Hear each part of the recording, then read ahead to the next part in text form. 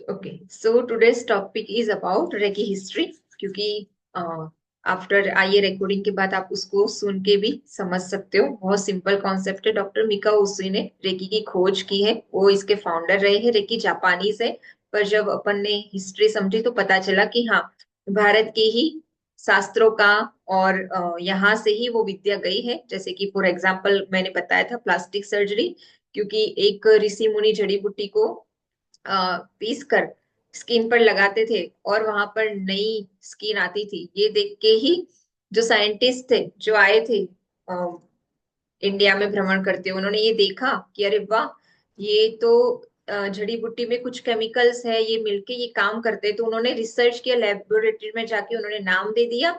और आज से कहा जाता है कि जो प्लास्टिक सर्जरी है वो अमेरिका की देन है। सेम वैसे ही रेकी जापानीज कहलाई जाती है, बट माना जाता है कि कहीं ना कहीं यहीं के भारत के ही अंश को वहां जाके प्रस्फुटित किया गया। ठीक है। सो हिस्ट्री समझते हैं कि जब डॉक्टर मिकाउसी एक बार बच्चों को पढ़ा रहे थे, तो उन्होंने बोला कि जो जीसस थे वो सिर्फ टच करके, स्पर्श करके लोगों को ठीक करते आए। तो एक विद्यार्थी ने पूछा कि मेरे को यहाँ पर पेन हो रहा है, आप ये स्पर्श करके हमको ठीक कर सकते हो क्या? डॉक्टर मिकाउसु स्पीचलेस हो गए, क्योंकि उनके पास कोई आंसर्स नहीं था उस समय। क्योंकि उन्होंने ये सोचा जो मैं बोल रहा हूँ वो मैं कर पा नहीं रहा हूँ। आवाज क्लियर है मेरी? हाँ दीदी। तो उन्होंने बताया जो मैं बोल रहा हूँ वो मैं कर तो पा नहीं रहा हूँ। जो महापुरुष होते हैं ना, वो हमेशा कई चीजें पहले खुद पे अप्लाई करते हैं, फिर उनको लग सेटिस्फाइड होते तब वो दूसरों को बताते हैं। एक एग्जाम्पल आपने गणेश प्रसाद वर्णी जी का सुना होगा। अ, शायद 90% उन्हीं का है। कि एक माँ अपने बेटे को उनके पास लेके आती है और वो बोलती है कि मेरा बेटा गुड़ बहुत खाता है, आप उसको समझाइए वो गुड़ खाना बंद कर दे। गणेश प्रसाद वर्णी जी ने बोला कि एक काम करना, आप 2 दिन बाद आना। तो ठीक है। उसकी माँ 2 दिन बाद बच्चे को लेके फिर से जाती है और बोलती है कि आप इसको समझाइए मेरा बेटा गुड़ बहुत खाता है। तो गणेश प्रसाद वर्णी जी ने और बोला कि एक काम करो, 1 हफ्ते बाद आना। 1 हफ्ते बाद फिर से माँ बच्चे को लेके जाती है। फिर उनका यही कहना है कि एक काम करो, 20 दिन बाद आना। 20 दिन बाद माँ फिर से उनके पास लेके जाती। बोले समझाइए इसको, ये बहुत गुड़ खाता है, सुनता ही नहीं। गणेश प्रसाद वर्णी जी उसको बिठालते हैं और बोलते हैं कि बेटा, ज्यादा गुड़ खाना सेहत के लिए अच्छा नहीं है, आप मत खाया करो। और आज से आप मम्मी का कहना मानेंगे। वो बच्चा तुरंत हाथ जोड़ के एक्सेप्ट कर लेता है कि हाँ मैं नहीं खाऊंगा आज से गुड़। तो माँ आश्चर्य करती है कि इतना ही कहना था तो पहले ही दिन कह लेते। तो गणेश प्रसाद वर्णी जी बताते हैं कि मैं स्वयं गुड़ बहुत खाता था, तो जब तक मैं नहीं छोड़ूंगा तो मैं एलिजिबल नहीं हूँ उसको कहने के लिए। कहने का अर्थ ये है कि जो डॉक्टर मिकाओ उसुई थे, जब वो बच्चे ने उसको पूछा कि आप ठीक कर सकते हो क्या, तो जो महान पुरुष होते हैं ना, वो हमेशा ये सोचते हैं कि जो चीज मैं नहीं, मैं खुद नहीं कर सकता, तो मैं ये बता तो रहा हूँ और मैं अप्लाई नहीं कर पा रहा हूँ। तो उनको ये दिल पे लग गई बात, और उन्होंने उसी समय दृढ़ निश्चय लिया कि जब तक मैं, अगर यहाँ पर लिखा है तो ये एग्जिस्ट करता है, मतलब ये अस्तित्व रखता है। तो जब तक मैं इस विद्या की खोज नहीं कर लूं तब तक मैं मुंह नहीं दिखाऊंगा। उसी दिन उन्होंने अपने पद से रेजिग्नेशन दे दिया, इस्तीफा दे दिया और इसकी खोज में निकल गए। उस समय जापान में बौद्ध मंक के मठ हुआ करते थे, और वहां पर लोटस सूत्र के ध्यान, मेडिटेशन, कुछ चक्रास, कुंडलिनी जागरण के कुछ ध्यान वगैरह वगैरह प्रक्रिया चलती थी। तो वो उन बौद्ध गुरुओं के पास गए और उनको जाके बोला कि ऐसी भी विद्या है क्या, और आप ये हो सकता है क्या? उन्होंने बोला कि आप कुछ ये अभ्यास करो। उनको जो भी उनको नॉलेज था लोटस सूत्र से लेके कुंडलिनी के, जो वो अभ्यास करते थे। अभी आप देखो बौद्ध में लामा फेरा करके एक थेरापी है, लामा फेरा। आपको नेट पे डालोगे ना तो आ जाएगा। वो उसमें पूरा फिक्स है, ड्रेस कोड है, रेड कलर का गाउन पहनना पड़ता है, उसका एक बैंड मिलता है आपको और उसके सिंबल्स होते हैं। पूरी थेरापी होती है, लोग बहुत सीखते हैं, पर पूरा बौद्धिज्म से कनेक्टेड है। तो मैंने नहीं सीखा, मतलब आता मुझे सब है, नॉलेज है, पर मैं कर अप्लाई नहीं करती हूँ ज्यादातर। जिसको रुचि हो, जिसको जो चाहे, सब चीज आप जैनिज्म से जोड़ के भी कर सकते हो, ऐसा कुछ है नहीं। सो कहने का अर्थ ये था कि वहां पर भी उनको कुछ खास सूत्र नहीं मिले। फिर एक सच्चे गुरु थे, उन्होंने उनको सही गाइडेंस देते हुए बोला कि काम करो, आप भारत जाओ। भारत में ऐसी अनेक गूढ़ विद्याएं हैं, ऐसे अनेक रहस्य हैं, वहां से आपको जरूर कुछ ना कुछ मिलेगा। तो उन्होंने ठान लिया। खुश होते हुए वो भारत आए। कहते हैं कि पहले वो नालंदा यूनिवर्सिटी भ्रमण करते हुए जब ऋषिकेश की साइड आए, तब उन्होंने कुछ योग सूत्र और वो जो प्राचीन ग्रंथ वो एकत्रित कर रहे थे इकट्ठा, उसमें उनको समझने के लिए संस्कृत सीखी उन्होंने। देखो कितना रुचि था उनके अंदर, ये कहा जाता है। संस्कृत सीखी उन्होंने, समझा चीजों को। फिर उन्होंने फाइनलाइज किया कि अब उनको कुछ प्रोसेस मिल गई। वो प्रोसेस को वो लेके आ गए जापान में। जापान में मैंने कल बताया था, कोटो नाम के शहर में माउंट कुरियामा नाम का पहाड़ आज भी है। वहां पर जाके उन्होंने 21 दिन साधना की निर्जल उपवास के साथ। उस समय घड़ी, कैलकुलेटर, इतनी सारी चीजें नहीं थी, तो क्या करते थे, 21 स्टोन अपने पास रख के बैठे थे। एक एक दिन जाता था, एक स्टोन नीचे वैली में, खाई में डालते थे। ऐसे करते करते 20 दिन गुजर गए, निकल गए, बट कोई चेंजेस नहीं। मतलब 21वें दिन होना, एक दिन बाकी था बस। 20 दिन तक कोई नहीं था उनको, इतनी बॉडी। निर्जल उपवास, 10 उपवास जो लोग करते हैं या एक उपवास करते हैं, उनको पता है कि निर्जल उपवास करना एक दिन कितना मुश्किल है। 20वें दिन उनको ये फील हो रहा था लाइक मरणासन। अब वो मृत्यु को प्राप्त हो जाएंगे, उनके शरीर में चेतना ही नहीं फील हो रही थी। उसी समय उन्होंने होप नहीं छोड़ी। इसलिए यही आपको फर्स्ट लेसन लर्न करने मिलता है कि रेकी नीड पेशेंस, धीरज। रेकी आपको धैर्य सिखाती है, ये कोई ड्रग्स नहीं है। केमिकल खा लिया और ब्लड में मिल गया और माइग्रेन बुखार ठीक हो गया। रेकी रूट कोज पर काम करती है, पर स्लोली करती है। डॉक्टर मिकाओसे ने 21वें दिन की होप नहीं छोड़ी और उसी दिन सुबह की प्रहर में चमत्कार हुआ। एक यूनिवर्स से व्हाइट लाइट्स आई, डिवाइन तेज रोशनी थी, वो आके उनके थर्ड आई आज्ञा चक्र से एंटर होके पूरा, कहते हैं ना कि ये नॉलेज का चक्र है। आपने 7 चक्रास के बारे में समझा, कल बेसिक समझा, आज और एक बार मैं रिपीट करूंगी। अपने बॉडी के मुख्य जो 7 चक्रास होते हैं उसके बारे में नोट्स भी है बहुत सुंदर, वो आप एक बार गो थ्रू कर लेना। तो क्राउन चक्र के बाद जो थर्ड आई चक्रास है, उसको नॉलेज का, ज्ञान का केंद्र माना जाता है। तो जब एक व्हाइट लाइट्स उनके अंदर एंटर हुई, सारे रेकी के इंफॉर्मेशन, मतलब जितने भी रेकी के सिंबल्स है, जो 7 चक्रास है, जो आभा मंडल है, रेकी लेवल 1, 2, 3, 4 एंड 5, सारे लेवल उनको एक साथ नॉलेज में आ गए थे। और साधना भी उनकी उत्तम थी। जैसे जैसे वो, मतलब लाइक अवचेतन सबकॉन्शियस माइंड मानो एक्टिव हो गया हो, और अवचेतन अवस्था में पूरा ज्ञान उनके अंदर सेट हो गया। फिर वो बड़े प्रसन्न हुए, उनको लगा कि जिस चीज के लिए मैं आया था वो मैं प्राप्त कर चुका हूँ, तो कब मैं उसको बांटू दुनिया के साथ। और वो बहुत स्पीड में उतर रहे थे। अब पहाड़ से फटाफट उतरते उतरते उनको ठोकर लग गई और पैरों से खून निकलने लगा, ब्लड निकलने लगा। उन्होंने बस देखा, अरे ये क्या हुआ, और ऐसा अपना हाथ रखा चेक करते हुए, और वो पूरा ब्लड उसी समय बंद हो गया, और जो पेन था, जख्म का दर्द था, वो भी ठीक हो गया। तब वो बहुत प्रसन्न हुए कि अरे वाह, जिसकी खोज में मैं आया था वो विद्या काम कर रही है। फिर उनको हुआ कि मेरे पे तो ये काम कर रही है, पर दूसरों पे कर रही है कि नहीं, ये क्वेश्चन अभी उनके अंदर बाकी था। पर अभी उनको लगी थी तेज भूख, 21 दिन के उपवास ही थे। नीचे उतरते हैं, एक ढाबा होता है, होटल, वहां पर वो अपने लिए खाना ऑर्डर करते हैं। तो जो वहां का रेस्टोरेंट का मालिक होता है, वो उनको ऐसे सिर से लेके पांव तक देखता है कि इनकी इतनी दाढ़ी मूछ बढ़ गई है, मतलब योगी दिखते ही है, इतने समय से ये साधना करके आए हैं। अब सबको पता है कि जब आप पहले दिन 10 उपवास करते हो तो कोई आपको रोटी देता है? नहीं देता है। पहले दिन वो आपको लाइट फूड, दलिया, खिचड़ी, लिक्विड्स ऐसी चीजों पे देगा। फिर वो आपको उस तक ले जाएगा, रोटी पे, कुछ दिनों बाद। पर डॉक्टर मिका उसके चेहरे को समझ जाते हैं। वो बोलते हैं कि आप चिंता मत करो, मैं नॉर्मल व्यक्ति के जैसे खाना खाऊंगा। आप वैसे ही, मैं डाइट ऑर्डर कर रहा हूँ, वैसे ही दो। वो रेस्टोरेंट का मालिक बोलता है ठीक, उसको क्या दिक्कत है। फिर वो वैसे ही खाना उनके लिए लेके आता है, नॉर्मल व्यक्ति के जैसे वो खाते हैं और उनकी बॉडी में कोई दिक्कत नहीं आती।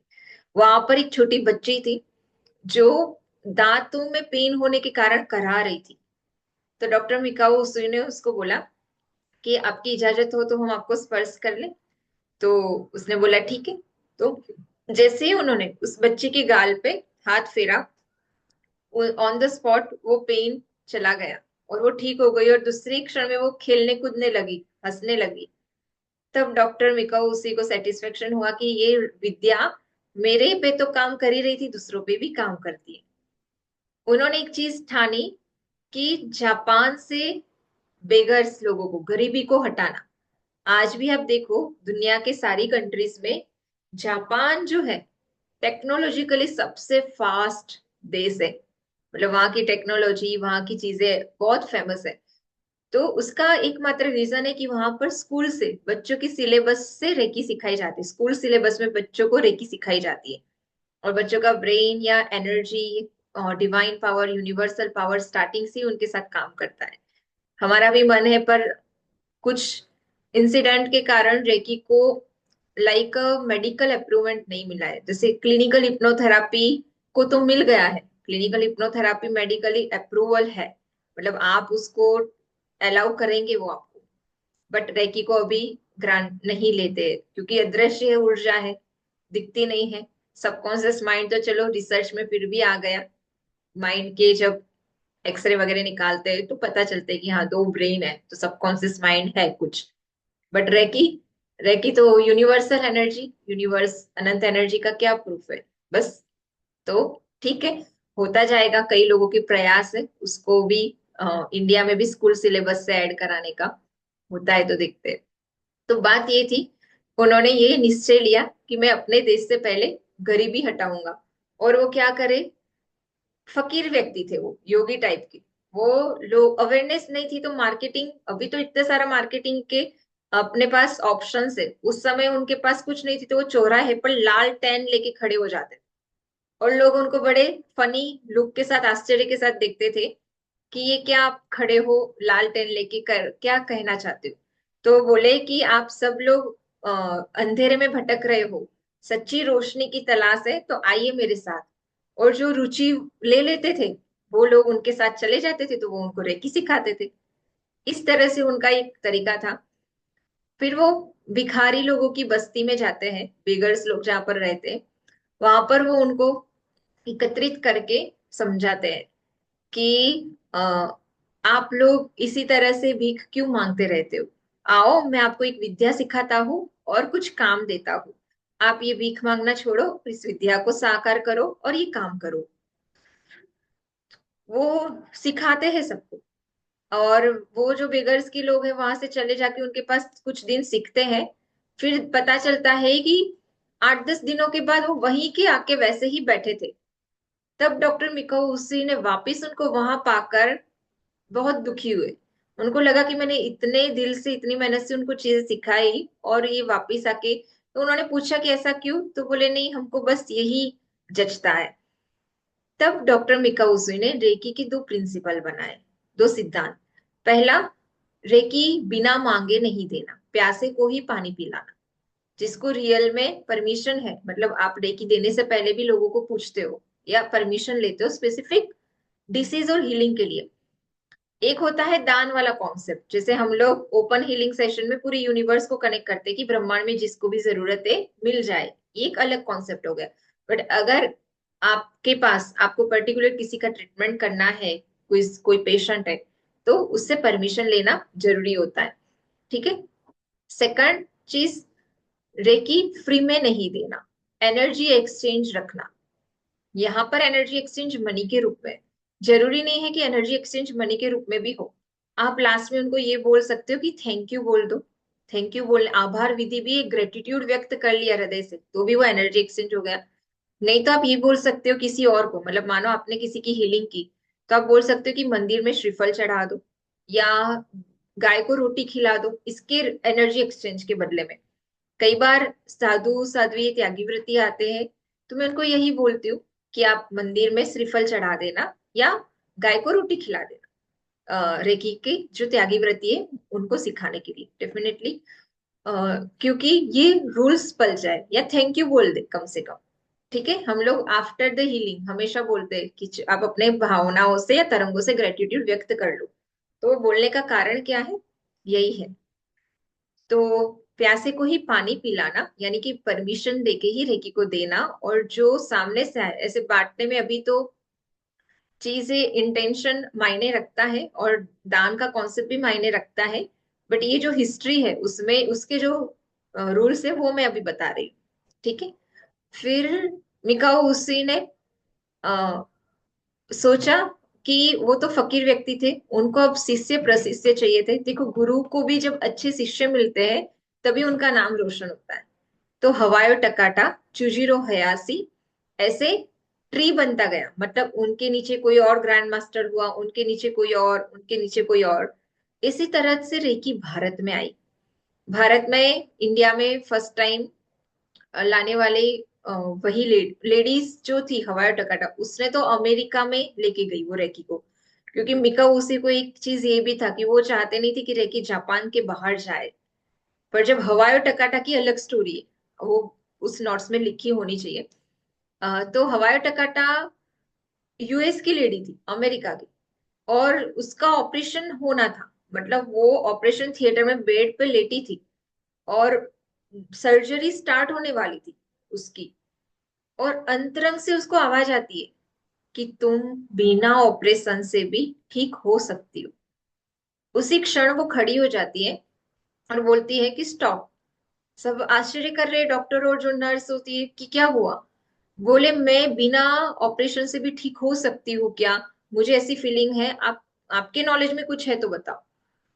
डॉक्टर रेकी, रेकी तब डॉक्टर ने सुना होता है, वो उनको सजेस्ट करते हैं कि आप रेकी सीखो। फिर वो बोलते कहाँ पे, तो बोले जापान जाना होगा। वो जापान जाते हैं। जापान में डॉक्टर मिका उसु के अंडर रेकी ग्रैंड मास्टरशिप करते हैं। और वो जब अमेरिका में लेके आते हैं, तो उस समय में $10, $10,000, सॉरी, $10,000 फीस थी रेकी ग्रैंड मास्टरशिप तक करने की। उस टाइम में सब लोगों को रेकी बहुत हाई एनर्जी एक्सचेंज लगती थी, तो बहुत कम लोग सीखते थे। करते करते धीरे धीरे रेकी का प्रचार होता गया, जैसे बोलते गए शिष्य प्रशिष्य मिलते गए। उन्होंने यूएस में, हवाई टोकाटा ने अलग अलग जगह पे जाके सेमिनार कैंप ये सब बहुत आयोजित किया, और उन्होंने रेकी को बताया जन जन को। और इसी तरह भारत में सबसे पहले मुंबई में आई थी। मुंबई में कई सारे बड़े दिग्गजों ने सीखा, एग्जैक्टली नाम आप उसमें पढ़ सकते हो। और फिर धीरे धीरे रेकी स्प्रेड होती गई। पर सबसे ज्यादा healing modalities, occult science, Covid के बाद इसकी जो प्रचार हुआ, कोविड के बाद वो सबसे अत्यधिक हुआ। क्योंकि जब कोई ऑप्शन नहीं मिला लोगों को, तब उन्होंने अदृश्य शक्तियों पर विश्वास करना स्टार्ट किया। मतलब ना डॉक्टर बचा सकते हैं, ना दवाई बचा सकती है। जब कोई ऑप्शन ही नहीं था, तो कौन सहारा है? दुआ। भक्तामर हीलिंग भी सबसे ज्यादा प्रचलन में कोविड में ही आई। ठेर ठेर भक्तामर हीलिंग के हीलर्स लोग हीलिंग देते आए, लोग भी जुड़ते। हमने भी कोविड में बहुत सेवा दी, और उसी के निमित्त से हमको महाराष्ट्र के गवर्नर द्वारा राष्ट्रीय सम्मान से पुरस्कार किया गया स्वयंभू रेकी हीलिंग योग को, जो अभी कल्पवृक्ष हीलिंग फाउंडेशन एनजीओ के रूप में रजिस्टर्ड हो चुका है। तो सबके ब्लेसिंग्स ही थे डेफिनेटली। क्योंकि इतनी सारी कंपटीशन, वहां पर इतने सारे फॉर्म थे, और इतनी कंपटीशन में महाराष्ट्र के गवर्नर द्वारा जो अवार्ड मिला, डेफिनेटली किसी के ब्लेसिंग्स ही थे, या सबके ब्लेसिंग ही बोल सकते हैं। क्योंकि मेरे से पुराने पुराने लोगों का भी रिजेक्शन हुआ था। तो हमारा तो स्टार्टअप हुए ही 1 साल हुआ था तब। विद इन 1 ईयर की जर्नी में ये पुरस्कार मिलना, तो बहुत सेवा और बहुत डिवाइन सोल जुड़े थे, और जुड़े हुए है ही। तो चीजें होती गई। अब कहने का अर्थ ये था कि इस तरह से रेकी कोविड के बाद विशेष हुई और मेरा गोमटेश में ही फाइनल मैंने जो मास्टर लेवल किया वो गोमटेश से किया, श्रवण बेलगोला से। इसलिए मेरे रेकी अट्यूनमेंट में बहुत सारे लोगों को वो भगवान दिखते हैं। इवन मैं हिप्नोथेरापी में भी जब ट्रिगर डालती हूँ तो जय गोमटेश का ज्यादा डालती हूँ, अगर जिनकी गोमटेश वाले भगवान पे श्रद्धा है उनके लिए। जिनकी नहीं है उनको तो सवाल ही नहीं, उनको उनके तरीके से। सो ये रेकी का छोटा सा हिस्ट्री, इतिहास मैंने आज बताया, क्योंकि आप रेकी की जर्नी में हो, लोग पूछेंगे तो आपको पता होना चाहिए कि रेकी की खोज कैसे हुई।